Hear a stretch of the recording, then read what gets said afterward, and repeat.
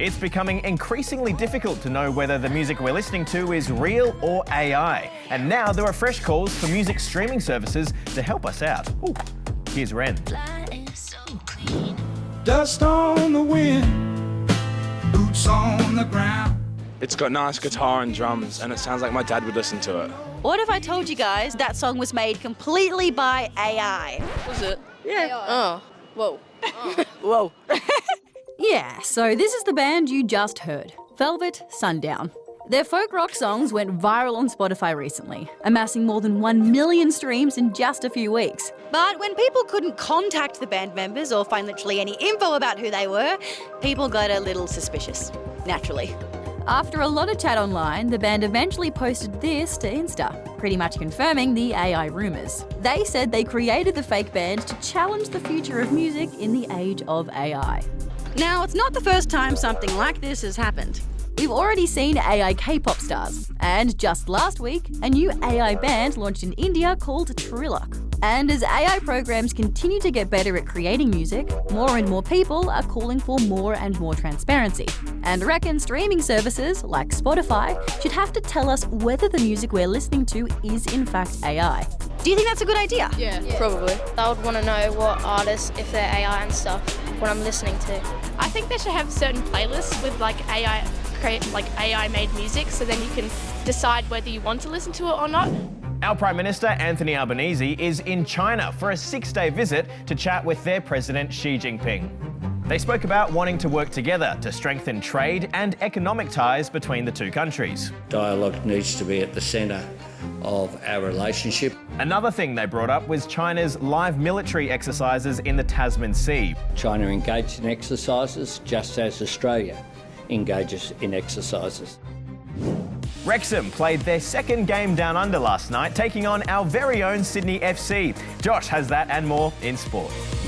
That's right, Nats. Australia's got Wrexham fever because more than 40,000 fans turned up last night to watch the Welsh team, owned by Hollywood heavyweights Ryan Reynolds and Rob Mack, play its second game on Aussie soil. Sydney FC with the win. In a shocking twist, the Sky Blues produced an upset 2-1 win, thanks to some magic in the 74th minute from 18-year-old midfielder Joe Lacey. It just felt like a video game. Felt like I had a VR headset on. Speaking of big wins for Aussies, the Opals are headed to the FIBA Women's Asia Cup semi-finals. Australia get one up over Japan here in Shenzhen. After clawing their way to a 79-67 win over Japan, with some back-to-back buckets from Sarah Blitzov sealing the deal. Blitzov, excellent move. Okay, and you know what? Here's a sport you can try as a co-curricular activity.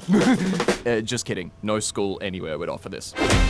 That's Estonian athlete Jan Rosa doing a world-first slackline between a flying parasail and a moving boat. Big part of this project was definitely the physical one, because it's hard to get on the line and find a moment to start walking. Now it's time for some stories that are hot off the press. Oh, it is a bit hot here, isn't it?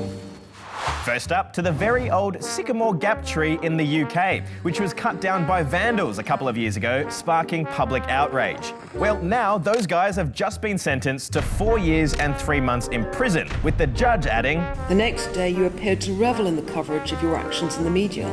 This is not the behaviour of someone who was shocked and horrified by something that had happened." The tree, which was an important landmark, was thought to be around 200 years old. Now to a study on dolphins in WA, which has found they use sea sponges as tools to help them catch fish. Sponging is very unique foraging behaviour. It's only dolphins in Shark Bay, Western Australia, that have been observed doing it. Researchers hope this new study can help us better understand how these intelligent animals learn and use tools. And finally, to China, where a new study has found playing musical instruments might slow cognitive decline in older people. Researchers looked at people who played music and compared them to people who didn't, and found the ones that did performed better at certain tasks. But the sample size was pretty small, only about 70 people. So more research is needed before they know for sure. That's all from us today. We'll see you tomorrow. Bye for now.